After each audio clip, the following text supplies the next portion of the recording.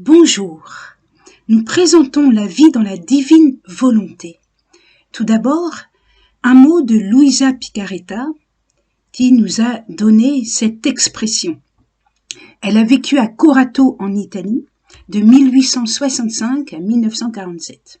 Vierge consacrée, elle portait invisiblement les stigmates de la passion et vers l'âge de 17 ans, elle a cessé de s'alimenter. Sa nourriture était de faire la volonté du Père.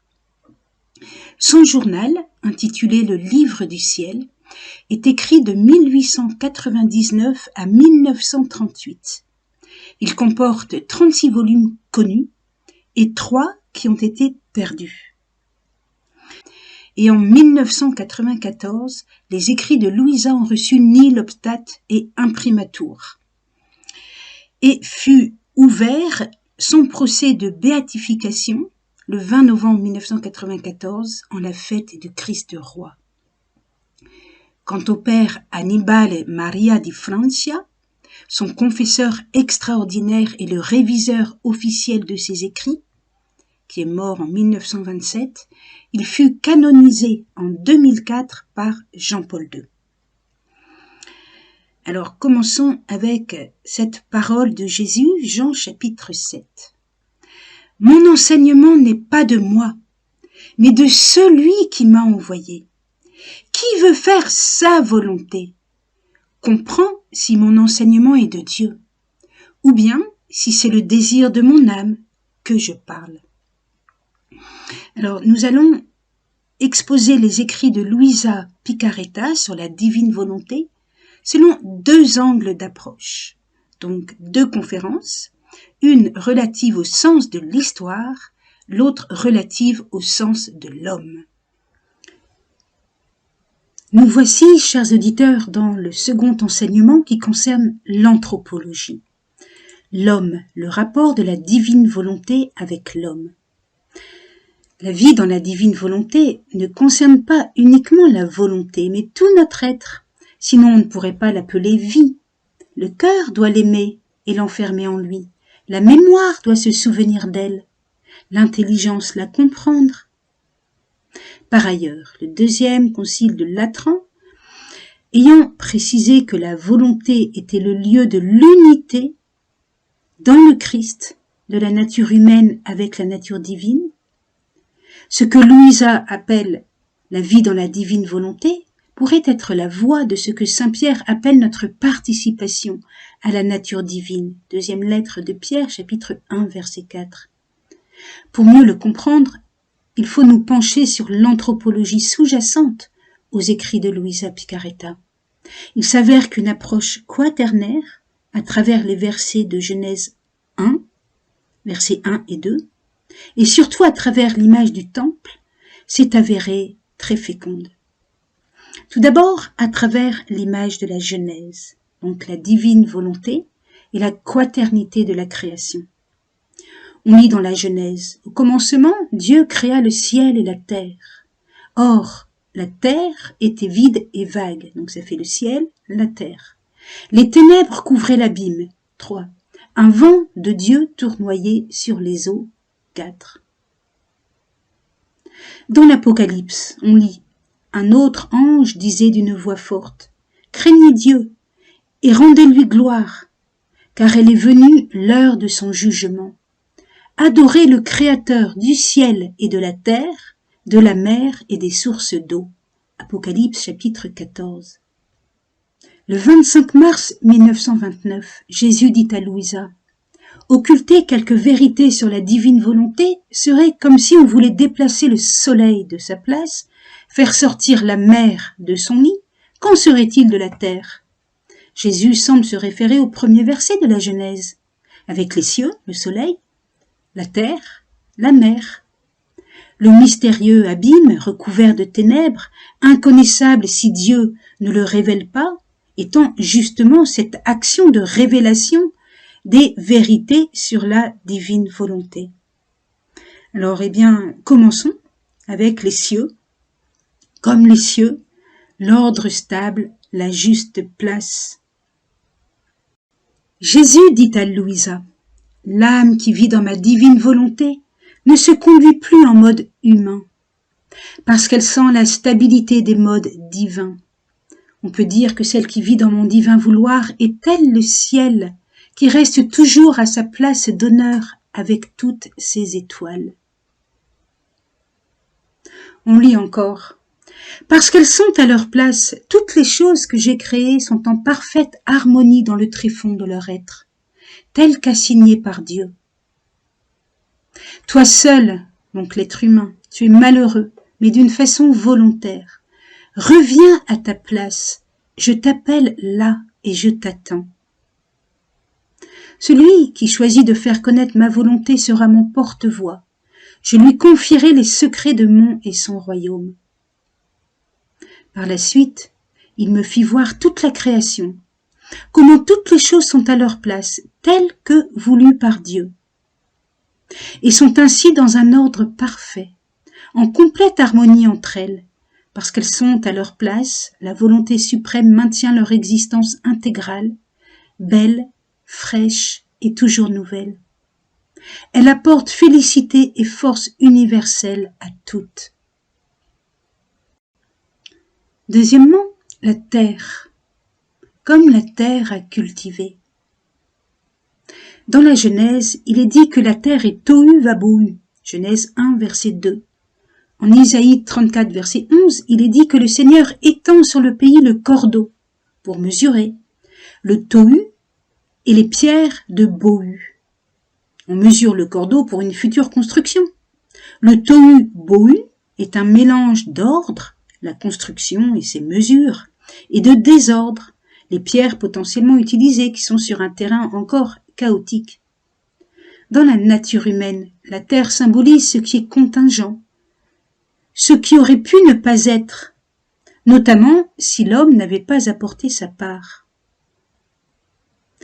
Voici un enseignement qui se situe sur ce registre. Chaque créature a son petit champ dans l'immensité de ma divine volonté. Il n'y a pas d'oisif dans ma volonté. Tout ce que l'on en fait en elle, c'est du travail. Aimer, s'occuper de mieux nous connaître, adorer, souffrir, prier. Tout correspond à un travail, non pas un travail humain, mais divin, qui, se convertissant en petites pièces de monnaie d'une grande valeur, leur permet d'acquérir et de former un champ toujours plus grand. Maintenant, puisqu'elle vit dans la divine volonté, je me devais de donner à la créature les moyens et les aides nécessaires. Pour ce faire, mon humanité se met à sa disposition dans le petit champ que ma volonté lui a assigné dans son immensité, dans lequel j'exhibe ma force afin de soutenir ses faiblesses, mes peines pour soulager les siennes, mon amour pour cacher le sien dans le mien, ma sainteté pour la couvrir, ma vie en tant qu'appui et soutien de la sienne pour qu'elle lui serve de modèle. De modèle, c'est lui Jésus le modèle. Jésus qui a dit, Jean chapitre 8, et quelque chose, on va le gestuer, et quelque chose selon le désir de mon âme, je ne le fais point. Mais de la façon dont mon Père m'enseigne, c'est ainsi que je parle. Et celui qui m'a envoyé est avec moi. Et il ne m'a pas laissé seul, mon Père. Parce que moi, la chose qui lui est belle, je la fais en tout temps. Troisième partie, comme la mer. Les eaux primordiales de la Genèse sont riches de potentialités et elles cachent la vie qu'elles contiennent. Jésus évoque cette richesse très souvent. Quelqu'un qui acquiert des connaissances concernant la vie dans la divine volonté est comparable à un homme qui aurait en sa possession une pierre précieuse, pensant qu'elle ne vaut qu'un sou. Il rencontre par hasard un expert qui lui dit que sa pierre vaut 1000 $. Plus tard, il montre sa pierre à un joaillier, plus expérimenté, qui lui assure que sa pierre vaut au moins 20 000 $. Oh, si vous saviez combien de mers de grâce je vous offre, dit Jésus, quand je vous parle des effets de ma volonté, vous mourriez de joie, vous feriez la fête comme si vous aviez acquis de nouveaux royaumes à gouverner. Curieusement, Luisa Picaretta, lorsqu'elle parle de la vie dans la divine volonté, parle des vies divines, au pluriel, qui s'épanouissent dans l'univers à travers le oui de l'homme. Or, on trouve ce pluriel en araméen. Par exemple, quand Jésus parle avec Marthe, « Je suis moi, le réconfort et les vies. » Nuhama wahiye. Le mot « les vies » haye, en syriaque, n'existe pas au singulier, mais on le traduit la plupart du temps au singulier. Je suis la résurrection et la vie. En fait, Jésus ne parle pas de la résurrection au dernier jour, mais de Nuhama, c'est-à-dire d'une respiration. Moi, la respiration qui vient de Dieu est les vies. Il n'y a pas de vie biologique sans respiration. Il n'y a pas de vie humaine sans recevoir un souffle venant de Dieu, comme le dit le récit de la Genèse. Adam a la vie parce que Dieu insuffla en lui son souffle. Genèse chapitre 2, verset 7. Et ce souffle est aussi comme le vent de Dieu qui tournoyait sur les eaux pour en faire éclore toutes les potentialités. Dernière partie, l'abîme mystérieux. Pour qu'il y ait vie dans l'être humain, il faut qu'il y ait l'instauration d'une nouveauté. Sinon, ce seraient toujours les mêmes informations et les mêmes effets, les mêmes affects, et l'homme régresserait au niveau de l'ordinateur ou de l'animal. Le début de la Genèse parle aussi d'un abîme, Tehom, recouvert de ténèbres.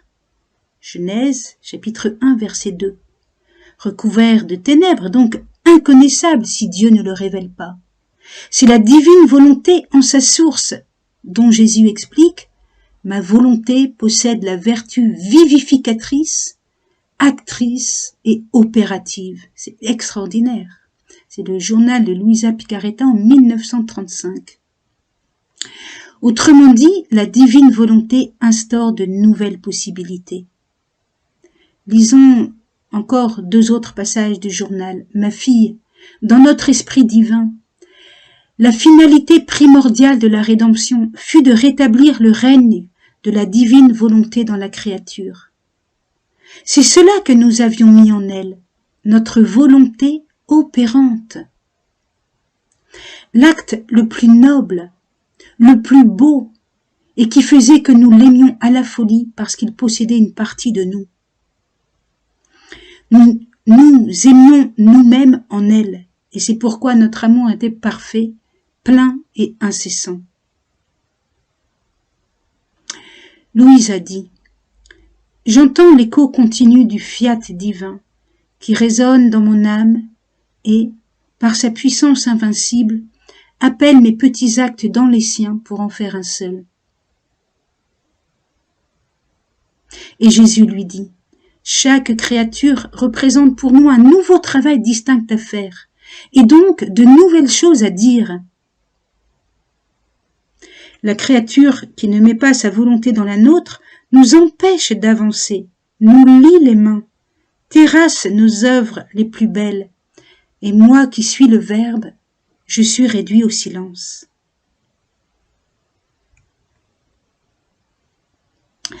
Alors nous passons maintenant à l'autre image, celle du temple. Les enseignements donnés à Luisa Picaretta se complètent les uns les autres comme les différentes parties du temple dont la structure a été révélée à Moïse. Et Jésus semble lui-même suggérer cette image en donnant en exemple ce que Jésus appelle le deuxième temple, c'est-à-dire un temple qui n'est pas construit par les hommes, qui n'est même pas notre propre âme humaine, mais qui est Dieu lui-même. Dieu, temple de l'âme. Comme il est écrit dans l'Apocalypse en parlant de la Jérusalem nouvelle, le Seigneur, le Dieu maître de tout, est son temple, ainsi que l'agneau. Apocalypse, chapitre 21, verset 22. Un tel temple n'est exposé à aucun danger. Et, dit Jésus au sujet d'une personne fidèle, les inquiétudes, les soupirs, les prévenances, les prières de cette petite hostie qui vit dans notre divin temple, qui vit dans notre temple divin, servent à cela, à ce que notre fiat embrasse toute l'humanité. Alors observons l'image du temple, car elle offre un excellent support pour présenter les enseignements concernant la divine volonté.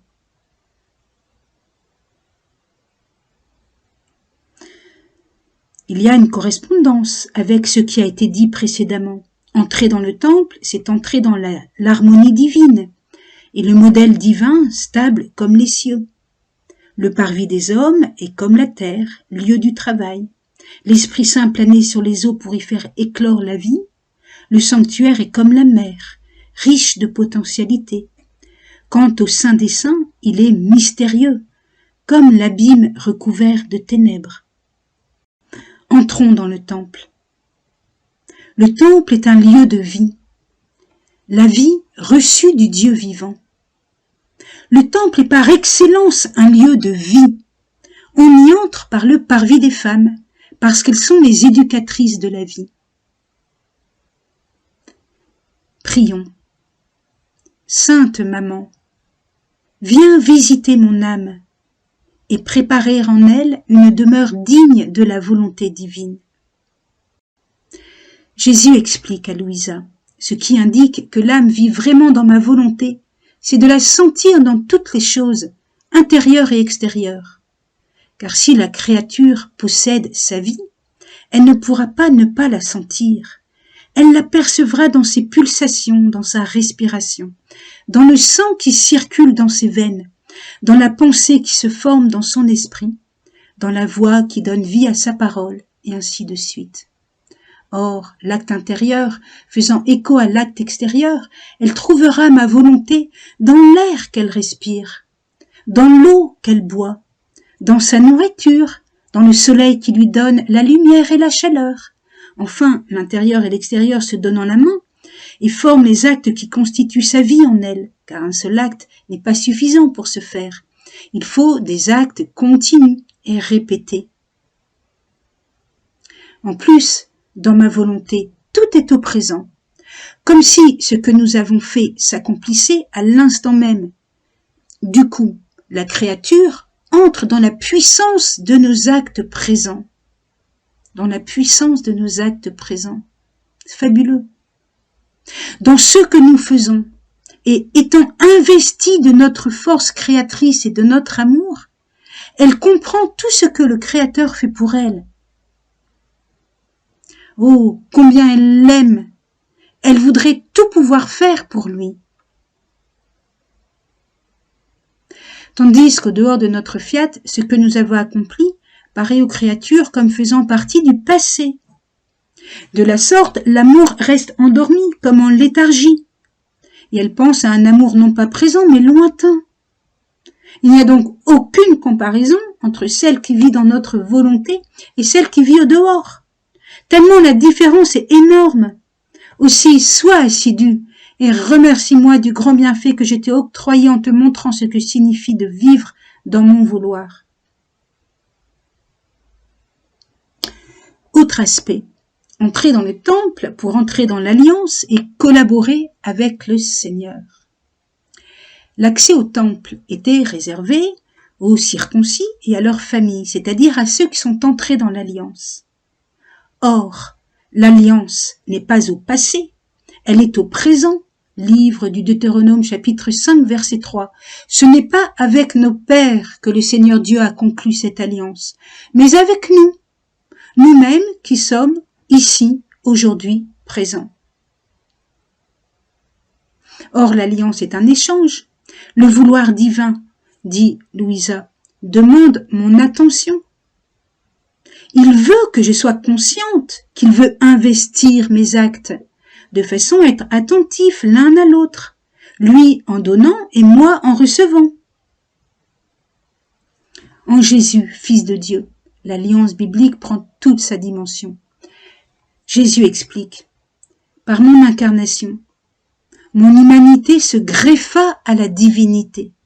Quiconque cherche à rester uni à moi par sa volonté, ses actes et son cœur, à vivre sa vie en imitant la mienne, grandit dans ma propre vie et développe la greffe que j'ai faite de mon humanité sur ma divinité, ajoutant une branche à l'arbre de mon humanité. Si par contre l'âme ne s'unit pas à moi, elle ne développe pas sa branche sur mon humanité. Quiconque choisit de ne pas être avec moi ne peut pas avoir la vie. Il est perdu et s'en va à la ruine. Après le parvis des femmes, le parvis des hommes, ou parvis d'Israël. Dans mon étude sur l'évangile selon saint Jean, l'évangile enfilé aux éditions Parole et Silence 2020, j'explique qu'au parvis des hommes correspond le discours de Jésus bon pasteur, dont les brebis trouvent de riches pâturages et la vie qui est pour toujours. À Louisa, Jésus explique: c'est moi qui forme ta vie, qui te réchauffe, qui forme ton mouvement, ta respiration. Et si tu reconnais que c'est ma vie qui anime la tienne, je ferai en toi des choses dignes de moi. Autre citation. Ma vie se continue vraiment sur la terre, non seulement dans le très saint sacrement, mais aussi dans les âmes qui vivent dans ma grâce. Les créatures ne peuvent embrasser tout ce que j'ai fait, leur capacité étant limitée. Aussi, dans telle âme, je continue ma réparation. Dans telle autre, ma louange. Dans telle autre, mes actions de grâce. Dans telle autre, mon zèle pour la sainteté des âmes. Dans telle autre, mes souffrances. Et ainsi de suite. Suivant la qualité avec laquelle les âmes sont unies à moi, je développe ma vie en elles. Imagine quel chagrin me causent les créatures qui, pendant que je veux agir en elles, ne font pas attention à moi. Autre citation. Trouves-tu que ce n'est rien que notre volonté court en chaque acte de créature et qu'elle lui dise, non pas en parole mais avec des actes: je suis à toi, à ta disposition. Reconnais-moi. Je suis ta vie, ton acte. Le tout, c'est que cet acte voulu de mon fiat soit reconnu. À ce moment-là, il fait des prodiges inouïs de sainteté et de beauté, qui forment les plus beaux ornements de la patrie céleste. Et les vies, on se rappelle en araméen chayé, c'est un pluriel, les vies les plus resplendissantes qui ressemblent à leur créateur. Vraiment beau. Alors, le parvis des hommes, le parvis d'Israël, est en plein air, il est orienté vers l'autel des sacrifices.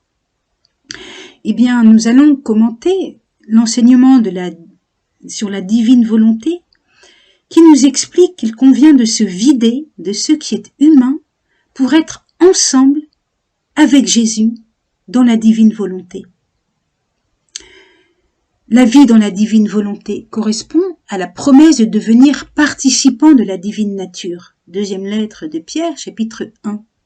Mais elle passe par une purification. Vous étant arrachés à la corruption qui est dans le monde, dans la convoitise. C'est le même verset, deuxième lettre de Pierre, chapitre 1, verset 4. Alors, on va s'approcher de la divinisation, on va s'approcher du sanctuaire et du Saint des Saints, en passant par l'autel du sacrifice. Et cela est vrai pour les hommes et pour les femmes, parce que l'architecture du temple est un symbole qui représente la nature humaine. Jésus a dit: qui éprouve de l'amour pour son âme, la perd, la fait périr. Qui a de la haine pour son âme en ce siècle, ou ce monde, la gardera pour la vie qui est pour toujours. Jean chapitre 12, verset 25. Jésus explique à Louisa: la première étape à franchir pour parvenir à vivre dans la divine volonté se situe au plus profond de l'âme, où la grâce l'incite à se vider de ce qui est humain, de ses tendances, de ses passions, de ses inclinations. Autre citation. Le don de vivre dans la divine volonté n'est donné qu'à celui qui est bien disposé, qui ne le gaspillera pas, qui l'estimera beaucoup, qui l'aimera plus que sa propre vie, qui est prêt à sacrifier sa propre vie pour que ce don ait en lui la suprématie sur tout, qui le considère plus que sa vie elle-même et qui voit sa propre vie comme sans valeur en comparaison de lui. Et je m'assure en premier lieu que l'âme veut vraiment faire ma volonté et jamais la sienne, qu'elle est prête à n'importe quel sacrifice pour faire ma volonté, et que, dans tout ce qu'elle fait, elle me demande toujours ce don, ne fût-ce que comme un prêt. Et quand je vois qu'elle ne veut rien faire, si ce n'est à travers ce prêt de ma volonté, je la lui donne en cadeau, parce qu'en le demandant et le redemandant, elle a créé dans son âme l'espace voulu pour qu'il y prenne place.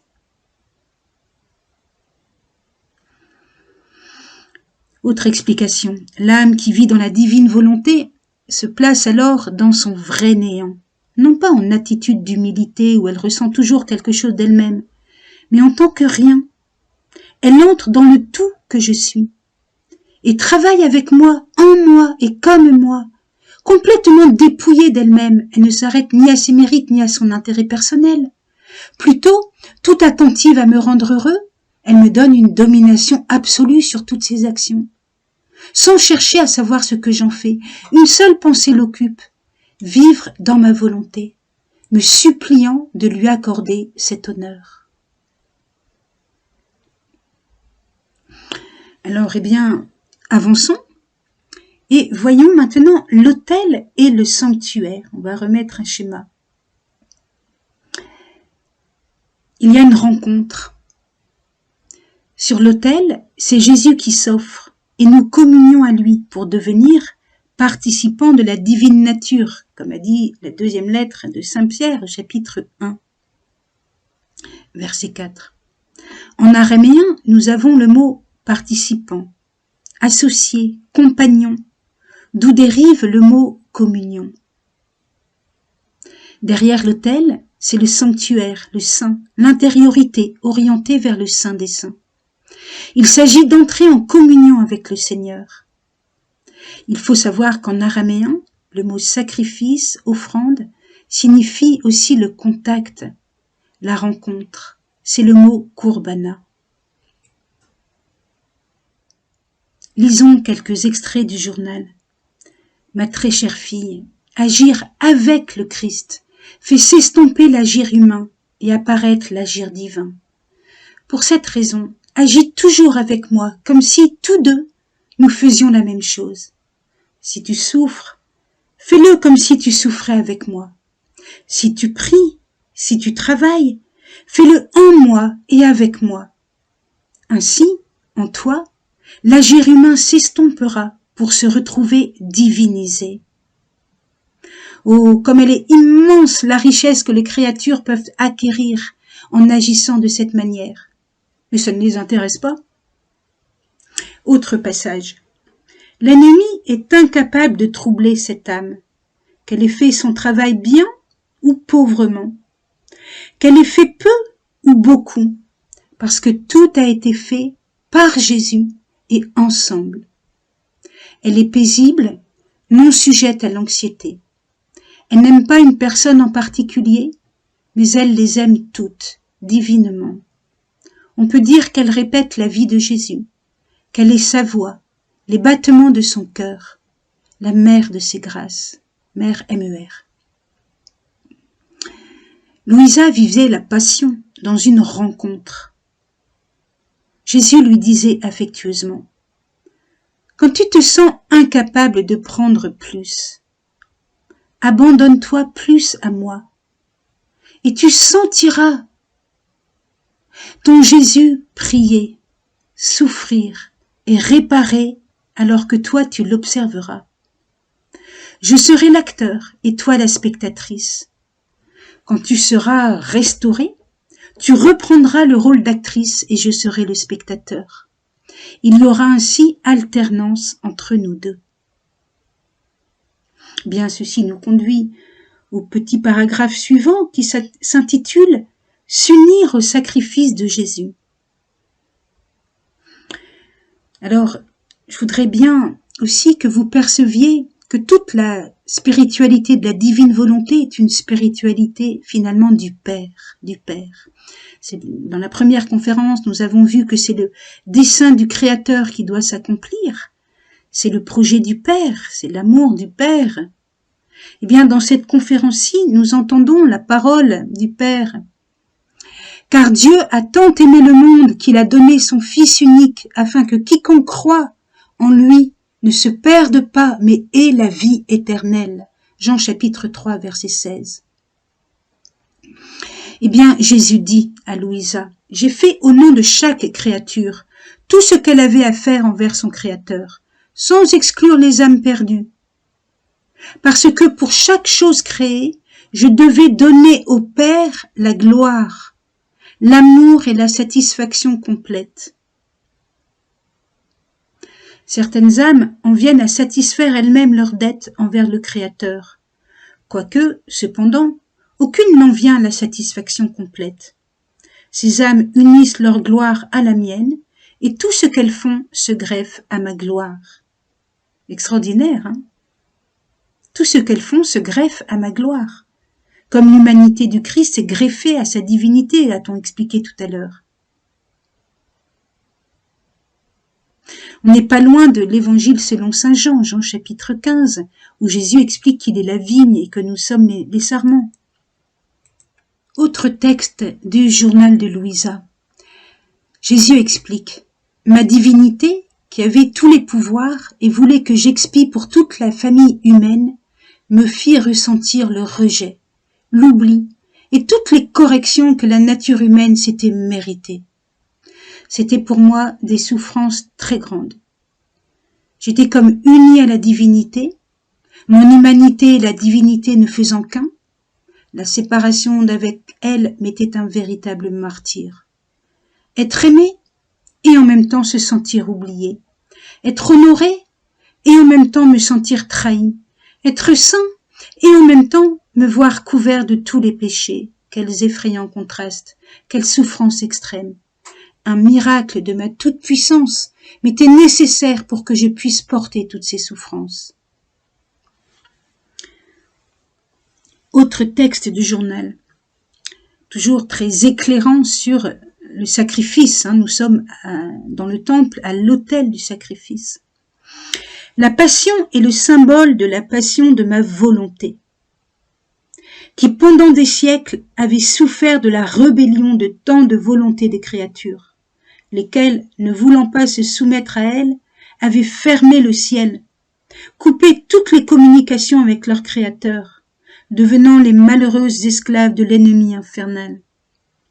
Mon humanité lacérée, crucifiée, représentait l'humanité malheureuse dans mon vouloir, devant la justice divine. C'est pourquoi, écoutez, c'est extraordinaire, j'appelais mon fiat en chaque peine, à échanger le baiser de paix avec les créatures pour qu'elles soient heureuses. Et j'appelais ces dernières ennuis pour que la passion douloureuse de ma volonté puisse cesser. À la fin, ma mort qui mûrit ma résurrection les appela toutes à ressusciter dans mon divin fiat. Le fiat, c'est le oui, c'est le que ta volonté soit faite. Alors comprenez bien, d'une part, Jésus accepte la souffrance et en quelque sorte, il embrasse nos souffrances. Il étreint l'humanité douloureuse. Et dans un autre mouvement, il appelle tous les êtres humains à entrer dans l'union à la divine volonté, de façon justement à ce que la passion cesse, à ce que le mal soit vaincu, à ce que tous les êtres humains ressuscitent dans la divine volonté. Alors, dit Jésus, je ferme la parenthèse, « Unis-toi à moi et fais en sorte d'appeler ma volonté dans chacun de tes actes et de tes peines, pour qu'elle y ait une place royale et dominante, pour qu'elle puisse conquérir tout à chacun et se fasse connaître, aimer et désirer de tous. » Eh bien, prions que les plaies de Jésus et les douleurs de ma mère m'obtiennent la grâce de faire ressusciter ma volonté dans la volonté de Dieu. Prions que les plaies de Jésus et les douleurs de ma mère m'obtiennent la grâce de faire ressusciter ma volonté dans la volonté de Dieu. Alors, nous sommes maintenant dans le sanctuaire. Le sanctuaire, c'est une bâtisse sainte, sacrée. C'est une construction. Nous sommes à l'intérieur d'un bâtiment sacré. Ceci évoque une loi intériorisée, mais aussi, vous allez voir, des actes spontanés. Dans son humanité, Jésus n'a pas cessé de faire la volonté du Père. C'était sa nourriture. Comme il le dit dans l'Évangile, « Ma nourriture est de faire la volonté de celui qui m'a envoyé et de mener son œuvre à bonne fin. » Jean chapitre 4, verset 34. En même temps, sa volonté, libre, est restée active. Il a notamment déclaré « C'est pour cela que le Père m'aime, parce que je donne ma vie pour la reprendre. Personne ne me l'enlève, mais je la donne de moi-même. Tel est le commandement que j'ai reçu de mon Père. » Jean chapitre 10, versets 17 à 18. Dès maintenant, le disciple de Jésus peut redire la prière hébraïque. « Je serai au large dans ma démarche, car je cherche tes préceptes. » Psaume 119, verset 45. Il ne s'agit pas d'une loi imposée de l'extérieur, par les puissants de la terre, aux masses dépossédées et dépersonnalisées. Il s'agit d'une vie divine insufflée dans l'homme libre et singulier. Lisons le journal de Louisa.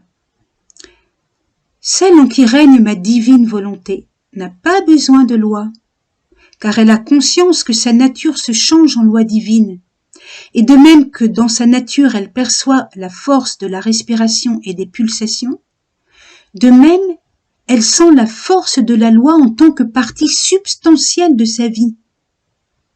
Et parce que ma loi est une loi d'amour, de sainteté et d'ordre, sa nature transpire l'amour, la sainteté et l'ordre.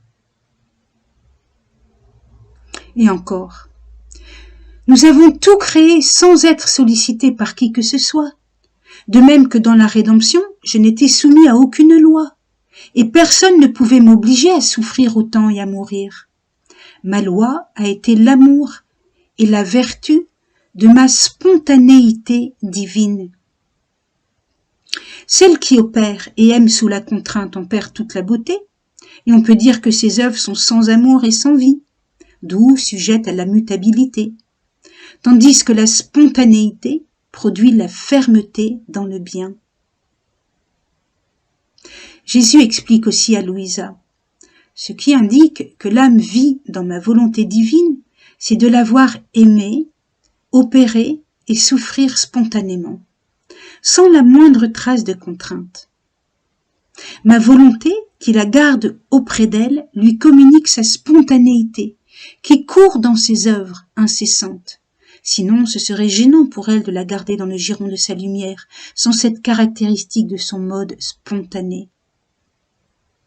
La créature est même tout yeux envers mon divin fiat, car elle ne veut pas être à la traîne, mais courir avec lui, aimer avec son amour, se retrouver dans ses œuvres pour pouvoir les lui rendre et vanter sa puissance et sa magnificence créatrice. Il y a là une allusion ronde de la création où on fait le tour de tout ce qu'on voit pour bénir et remercier le Seigneur. Alors attention, cette spontanéité n'est pas synonyme d'impréparation, puisque Jésus explique aussi que la créature doit travailler dans son champ. Mais il y a plusieurs dimensions. Si une dimension correspond à l'ordre, il y a aussi cette dimension qui est autre chose que l'ordre, le non-ordre en quelque sorte. Et la vie humaine est un mélange d'ordre et de non-ordre, de loi et de liberté. Très important, cette structure quaternaire du temple, pour bien montrer qu'il ne s'agit pas de choses qui sont contradictoires, mais complémentaires. Alors, à chaque instant, dit Jésus, nous allons communiquer ensemble, et moi je crierai liberté, liberté, venez tous dans ma volonté, pour jouir de la vraie liberté. Enfin, dans le temple, il y a une dernière porte, celle du Saint des Saints. C'est le cœur du temple, l'intérieur de l'intérieur. L'unique grand prêtre y pénètre et une seule fois par an pour être en contact avec Dieu et transmettre ensuite sa bénédiction. Les Hébreux ont découvert peu à peu que le Seigneur n'était pas simplement leur Dieu, un Dieu au-dessus d'autres dieux, mais le Dieu unique de toute la création. La prière à ce Dieu-là comporte donc une dimension universelle, au-delà de toute nation, de toute langue. Eh bien, nous pouvons donc, dans la divine volonté, offrir à Dieu une prière au nom de toute la famille humaine. Louisa raconte: je sentais mon pauvre esprit complètement immergé dans l'immense mer de la divine volonté. Je percevais l'empreinte du divin fiat dans chaque chose créée. J'ai perçu cette empreinte dans le soleil. Il me semblait que le soleil nous transmettait l'amour divin qui darde, blesse et illumine. Sur les ailes de cette empreinte, je me rendis vers l'Éternel, en lui apportant, au nom de toute la famille humaine, l'amour divin qui darde, qui blesse et qui illumine. Et je lui ai dit: c'est dans ton fiat que tu me donnes cet amour qui darde, blesse et illumine, et c'est dans ton fiat que je te le retourne. Ensuite, j'ai regardé les étoiles, et j'ai perçu que dans leur doux scintillement, elles transmettent aux créatures un amour pacifique, doux, caché et compatissant dans la nuit du péché. Et moi, à travers cette empreinte du divin fiat, j'ai apporté au trône éternel, au nom de tous, un amour pacifique pour que règne la paix céleste sur la terre, un amour doux comme celui des âmes amoureuses, un amour caché comme celui des âmes effacées, et un amour humble comme celui des créatures qui reviennent vers Dieu après le péché. Autre dimension. Le Saint des Saints nous fait vivre sur un mode d'éternité. D'éternité. Regardez le psaume 103. L'homme, ses jours sont comme l'herbe, comme la fleur des champs il fleurit. Sur lui, qu'un souffle passe, il n'est plus. Jamais plus ne le connaîtra sa place. Mais l'amour du Seigneur pour qui le craint est de toujours à toujours, et sa justice pour les fils de leurs fils, pour ceux qui gardent son alliance, qui se souviennent d'accomplir ses volontés. Donc déjà, le psaume 103 avait perçu que la vie dans la divine volonté, les hommes qui se souviennent d'accomplir les volontés de Dieu, eh bien, nous fait entrer sur un mode d'éternité, la vie qui est de toujours à toujours. Quel mystère! Celle qui vit dans la divine volonté acquiert 3 prérogatives. Premièrement, le droit à la vie divine. La vie divine, vous comprenez, elle est pérenne, alors que nos actes, ils sont ponctuels. Comme ils sont ponctuels, on ne peut pas appeler ça une vie. Louisa explique: tout ce qu'elle fait est vie. Quand elle aime, elle sent la vie de l'amour. Elle la sent couler dans son esprit, dans sa respiration, dans son cœur, en tout. Et c'est la vertu vitale qui agit en elle, et non pas l'acte qui est sujet à cesser, mais la continuation d'un acte qui forme la vie. L'âme acquiert la vie du bien qu'elle accomplit dans la divine volonté. Elle a la belle prérogative de sentir ses actes changer en actes de vie pérenne. Deuxièmement, le droit de propriété. Dans la divine volonté, tout n'est qu'abondance, abondance de sainteté, de lumière, de grâce, d'amour. Et les possédant déjà en tant que vie, il est juste que la créature fasse sienne ces qualités divines. Troisièmement, le droit à la gloire. Le droit de glorifier son Créateur en toutes choses, dans la respiration, dans les pulsations, et d'être glorifiée elle-même dans la gloire de celui qui l'a produit. Les plus petites actions faites dans ma volonté, dit Jésus, s'inscrivent dans le ciel, en caractère indélébile, en se disant: nous sommes des actions éternelles parce qu'une volonté éternelle nous a formés. opérant dans la lumière de ma volonté, l'âme s'unit à l'acte unique de son Créateur et prend place dans le mode d'éternité de ma lumière. C'est pourquoi tu ne peux voir tes actes, ni dans quelle partie de la lumière tu les as réalisés, ni où ils demeurent, car il est impossible pour la créature de traverser complètement la lumière éternelle, bien que l'âme sache que son acte est certainement présent dans cette lumière et prend place dans le passé, le présent et l'avenir. Si vous voulez, c'est comme si l'acte était incorporé à la lumière du soleil. Et encore, les actes accomplis dans ma volonté complètent les actes des saints qui n'ont pas pu être accomplis dans ma volonté. Ils sont de nouvelles grâces pour toutes les créatures.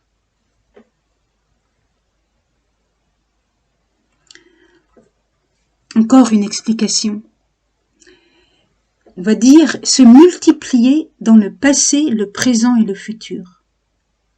Lisons le journal. Ma fille, comme il m'est doux de voir et de ressentir une âme dans ma volonté. Sans qu'elle s'en aperçoive, elle se place au niveau de mes actions et de mes prières, telles que je les faisais quand j'étais sur la terre. Elle se met presque à mon niveau. Dans mes plus petites actions, je portais toutes les créatures passées, présentes et futures, de manière à présenter au Père des actes complets au nom de toutes. Les actions faites dans ma volonté sont nobles, divines et infinies, comme ma volonté. Elles sont similaires aux miennes, et je les revêts de la même valeur, du même amour, de la même puissance.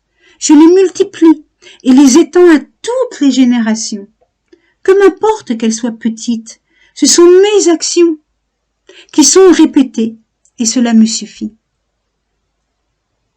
Et si j'aime les autres, c'est en vertu de l'amour que je porte à cette âme. Mon amour pour eux passe par elle, de la même manière que le Père aime les créatures en vertu de l'amour qu'il me porte. À travers ces lignes, on entend résonner la prière sacerdotale du Seigneur.